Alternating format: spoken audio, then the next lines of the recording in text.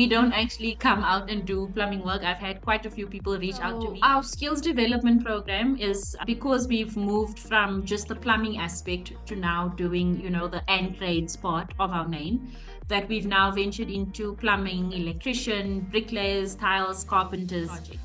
And we always look at the people who have been through our training first, because those are the people that we then trust, that we can say, you know what, because ultimately they carry our name as well. The A is our activation hub.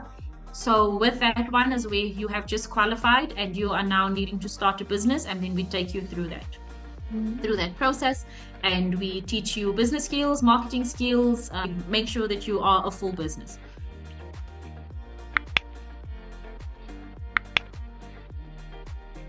Hi everyone, my name is Tanya Boyson and welcome to the Come Up series. I'm here with my lovely co-host Luandra Jacobs, and our guest today is Janae, and we will be talking about South African women in plumbing and trades. Welcome, Janae. Hi ladies, thank you so much. So Janae, tell us a bit about yourself and how did you get into the plumbing industry? So, Janae Shaw, I'm the project director at South African Women in Trades. How I started was I worked at the Plumbing Industry Registration Board. I was an administrator. And then after, when I left, the lady whom I worked with, Lorraine Moy, who is actually the president of our organization, she was in the process of starting this non-profit organization. So we had that, and then I think about a year later, because I was still studying, I then joined her in this venture when projects started rolling out. And when did the business start and how did it actually come about, the whole process of starting it? Okay, so they started it, if I'm not mistaken, in 2021. They were a group of ladies who've been in the industry before. So I was quite new. I honestly had zero interest in what they were doing in the registration board in plumbing in general. I was like, I just pipe something about pipes. I don't care. Yeah. And then they started this organization, but the way that they had started it or wanted to implement this program was that they wanted to do it by getting other like female plumbers, by basically representing them in the country. Okay. But because there were so many other bodies and industries that were already representing, the plumbing trade in general, they then needed to come with a different angle. So as of last year, which was the year 2022, they started last year. We started with a project with Allen Gray Makers. And that was when they then needed skills development for artisans. And then it was in their need that we realized that that was actually the gap. So that we could now represent not only, the women, but women, youth, persons with disabilities, military veterans. So we were more involved in that aspect. Okay.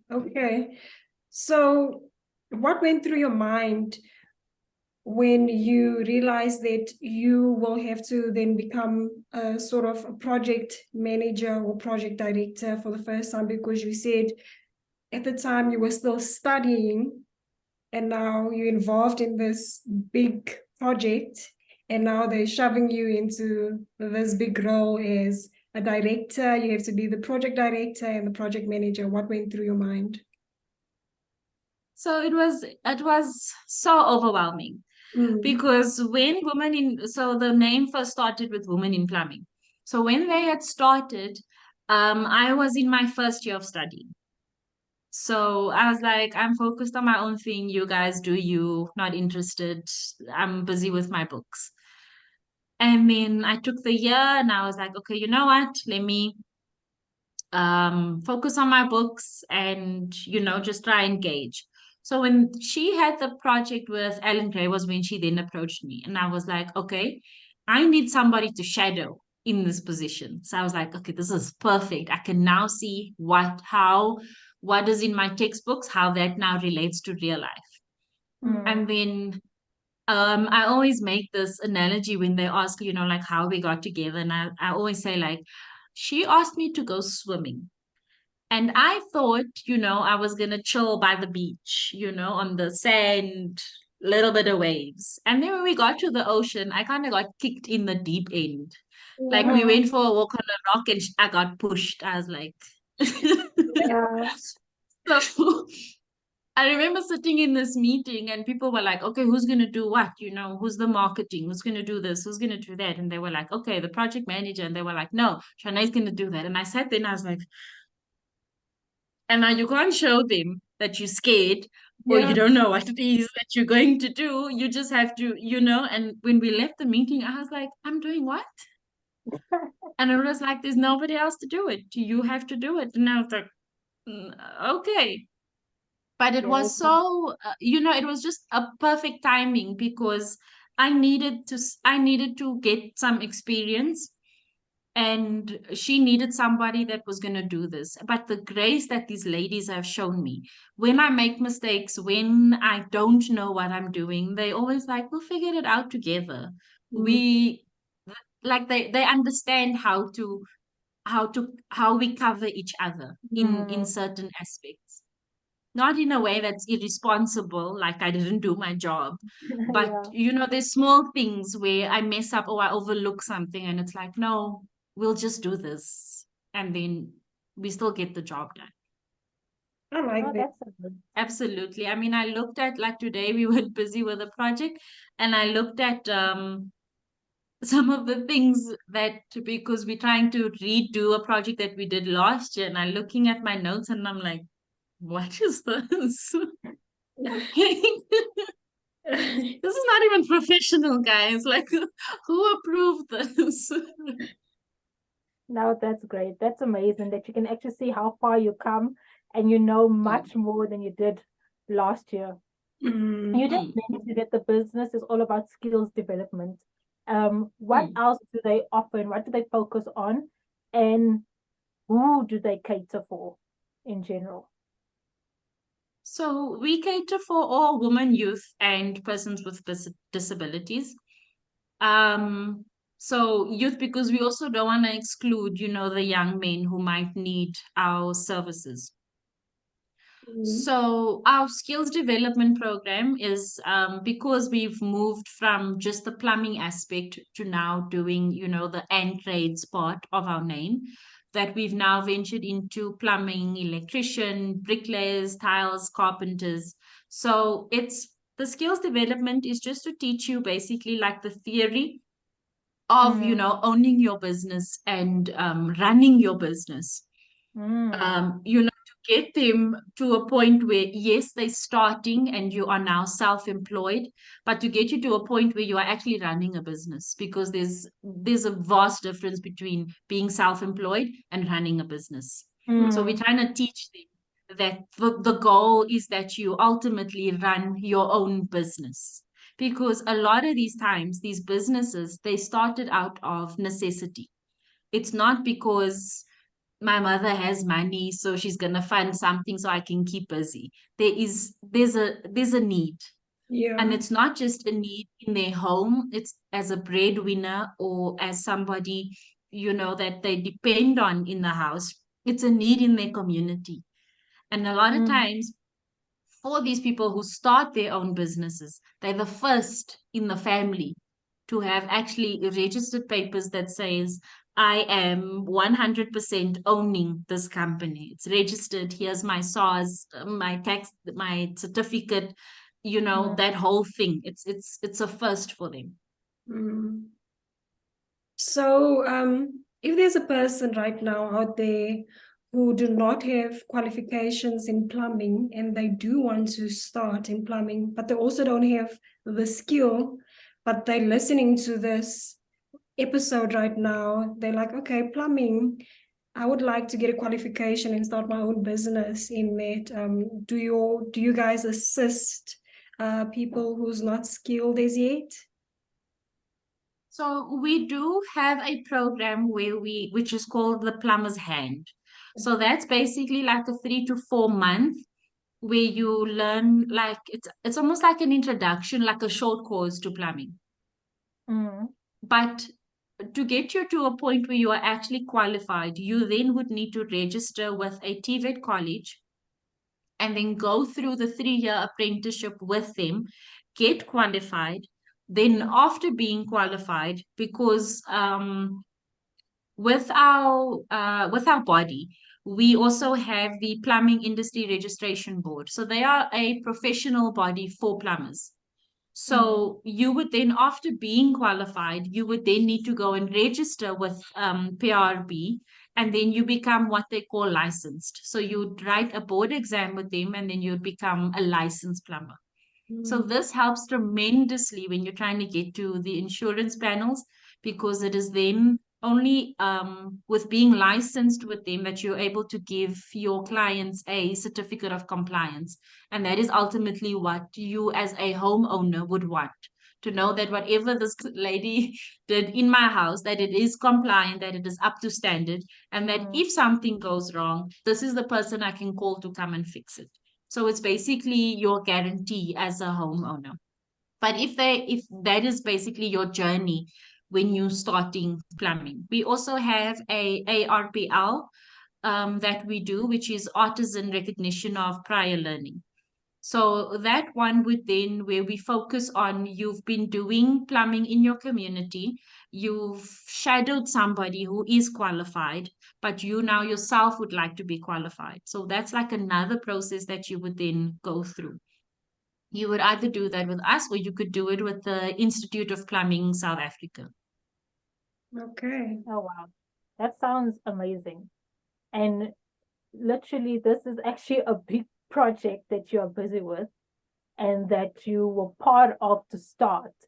So, Yeah. and this is actually very inspiring to people that also want to start their businesses out there. How do you cope on a daily basis with this business? And what do you do to cope with everything? So it can get really, really stressful. And clients can be extremely demanding with certain things. So, with the president of our organization, that being Lorraine Moy, then we also have our CEO, who is Kile Mteto. So, Kile Mteto, she's been in the construction industry, and she was actually president of an organization called South African Women in Construction. Mm. So, she is also, before she got into all that, she's also a registered nurse. Sure. And she's basically the mother of the group. So if things get overwhelming and you just don't know where to turn, she actually makes it a point where she's like, ladies, just leave all that.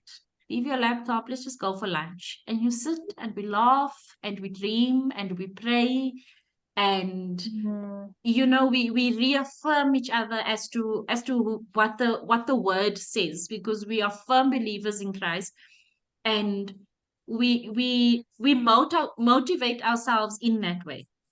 So when we have that interaction, you kind of walk away like, okay, we didn't have any meetings, nothing really got done, which sometimes can add a bit more stress, but you feel more, it's like the weight has been taken off. So now you're able to deal with that situation, or you're able to now carry on with the work. Mm.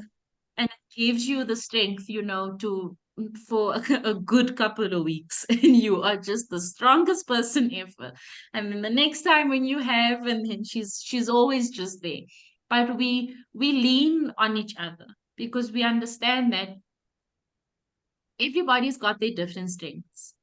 And Yeah, I'm not trying to be Lorraine. Lorraine's not trying to be me. I'm not trying to be Kile.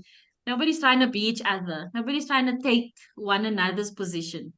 We yeah, understand where the strengths are and where the weaknesses are. And where I'm weak, they cover me. And where they are weak, we cover that. Mm. So there's that constant, reassuring and motivation that we work with. So I work with incredible women. Like, if you sit with them, you are honestly just so inspired. I remember meeting them. I was like, when I met Kile for the first time, I came home to my husband and I was like, oh, I met the most amazing woman ever. Not knowing that we would now be, business partners. Everybody who meets her, they are, or she's automatically their mother. And I always feel proud because I'm like, that's nice, but I'm the only one who made her a grandmother. So, competition. It sounds like you ladies are a lovely team. They and it's I think it's beneficial if you're working with people that you love and get along with, and it basically feels like family. Yeah, that's actually an amazing working environment to be in Yeah, as well. That's needed. yeah. It is. I mean, especially we Lorraine and I, we come from an environment where, as a woman, you didn't really have much say, and Mm. if you had an idea, or if you looked at, doing something that was different, you were kind of like shunned down. It was like, no, no, Mm. no, you get paid to color in the lines. There's no need for you to draw outside that lines. Just stay Oh. here. So, so now for us to be able to, do all the things that we set out to do, and so much more, than what we're just doing now. Because Kila is actually, she's our visionary. She's always like, ladies, we're going there. We're like, okay, let's go. Not sure how we're gonna get there, but we're going. So you've mentioned all these companies. You've mentioned Ellen Gray. You've mentioned a couple of big companies, even during our discovery call. For companies out there who would like to partner up with you ladies, who believe in this whole vision, women in plumbing, if they want to contribute to their social responsibility, uh, towards this project, how does that process work? What they would need to do is they can either have a look at our website, or they could reach out directly to one of us, to either myself or Lorraine. They would then tell us what their needs are. We would then set up a meeting with them, and if they are not wanting to get involved with our existing programs, we can tailor make something for them, because there's always something that, if there's something we can't do, obviously we'll let them know straight out, listen, this is beyond us. We can help, up until a certain point and not further. But we never shy away from work, and we never shy away from an opportunity. So they would then reach out to us. If they're not happy with any of our programs, we tailor make a program for them, so Mm. that they can meet that, responsibility that they have, and they can meet their targets. And then, we take it from there. Hmm. That's Okay. amazing. Yeah. I like the fact that Now, you did just tailor make for whatever the company or the organizations need. what does the plumbing side of the business consist of, and what does the trade side consist of? Because if you look in the website of the business, you actually have quite a few portfolios to it Mm. as well. Just to clarify, are you speaking about like the work itself, like in the name, Yeah, the like work plumbing itself. work? Yeah. Okay. So we would then, if that is what you need, if you need plumbers, if you need tradespersons, we would then outsource that. So it's not something that we have, and it's not something that we do, although our president, she is a licensed plumber. We don't actually come out and do plumbing work. I've had quite a few people reach out to me, Okay. and they were like, yay, we need renovations, in our bathroom. And it's like, we don't do that. But we can find you 100% black woman, black owned business that can take on that project. And we always look at the people who have been through our training first, because those are the people that we then trust, that we can say, you know what, because ultimately they carry our name as well. They come from one of our programs, they carry our name. So we would then refer those ladies to go and work on that site. Okay. Okay. So then for new trainees or people who wants to join the program, can you just share how long the programs generally are? So we have 3 programs that we run, which is actually our ACE programs. So the A is our activation hub. So with that one is where you have just qualified and you are now needing to start a business, and then we take you through that process, and we teach you business skills, marketing skills. We do branding with you. You get your logo. We make sure that you are a full business. For the C is for catalyst. So that is for um, businesses, not necessarily. You don't specifically have to be qualified, but you are running this business. So we now try and teach you.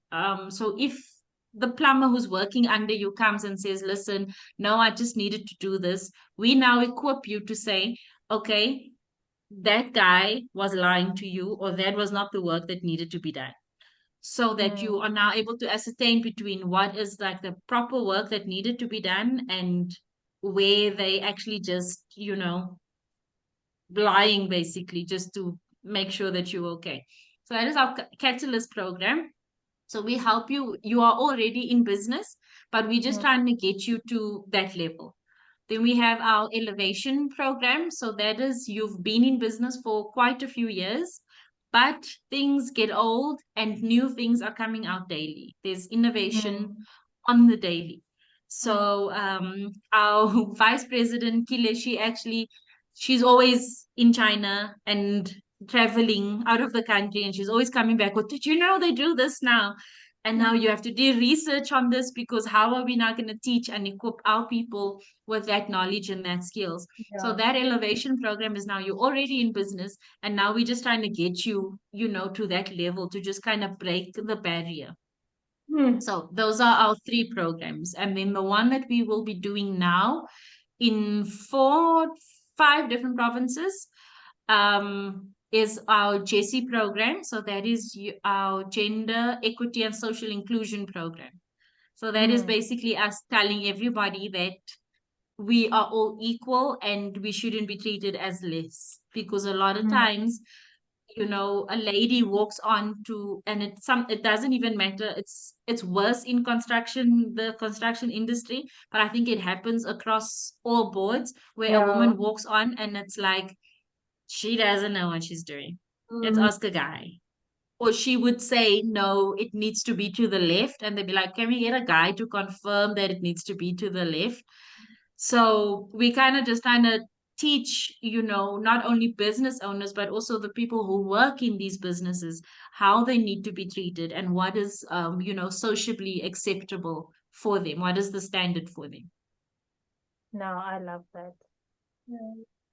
That's actually really needed because I don't want to mention this, but I'm going to mention this. Like the patriarchy is everywhere and you will find it everywhere.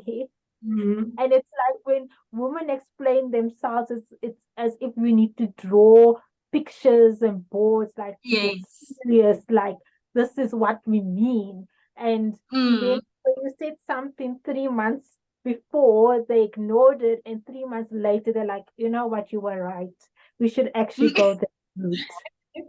But yeah, I'm glad you're actually busy with that program to show that equality is needed in the Mm. business. Yeah. Can you please share 1 or 2 success stories from the program? So we were actually in a meeting today with Momentum, who was one of our partners last year. And they highlighted a lady, her name is Vule. So when we started the Catalyst program with Momentum, Vule actually didn't make the first round of people. So when we had our open day, there was actually somebody else that we wanted in her spot. And Vule, like, she hammered. She was like, please, if anybody drops out, can you please me. And eventually this lady was a no-show. And we were like, okay, let's put Vule in so that we have our full spot of ladies. And today, the Momentum team, they just couldn't stop raving about Fule. And she's just so exceptional with how she delivers. She's professional. She's meticulous with certain things. And she won actually quite a few awards with the graduation because of how persistent she was and how hungry she was for knowledge. So that was Vule. We also have a guy called Clau. So Clau has a business called Voltec, and I follow him on TikTok, and he's always just there with a wire. So he's in the electrician space. So he's always just showcasing where he's working, what he's doing, and sometimes you can tell when people are just being grateful for where they come from because now he'll start to post pictures from the time from where he started. And then it's like, oh, that was with us actually. Like you can see. And he's Yeah. just like so grateful that, he said yes to the opportunity and that he showed up and he put in the work and, now he's got this business that he's running. But just like a lot of people just reach out to us and they're like, we want to be one of those people. Sure. It's Wow. amazing what you Yeah. love it. Yeah. It's really empowering people to be the best that they can be. Yes. So, With Joanna, what they have actually, because a lot of times, tradespeople they look down on. It's like, oh, you didn't go to school. So, or they always like to say like, oh, he's good with his hands or she's good with her hands, but it's so much more than that. So I realized I could never be a plumber. The maths involved with being a plumber, guys. I did not do that maths in school. wow. No, but these technical skills are needed, and people don't understand that. Like, all of this are needed, and yeah, it's good. It's like it's a fantastic work that people do. So, It is so amazing. And actually, like in COVID times, plumbers were actually one of the only people who had permits who could walk around freely. Hmm. So because I was working at the registration board, I also had one of those permits. I was like, yay! I'm an essential worker. They were able to, for them, it was business as usual. They didn't have to stay home. They carried on. Sure. So, Johnny, where can people get in touch with you guys? Yeah, so you can go onto our website, which is www.sawipt.co.za, or you can email me, which is info@sawipt.co.za. Okay. Thank you so much for joining us in this episode and for sharing this opportunity with our viewers.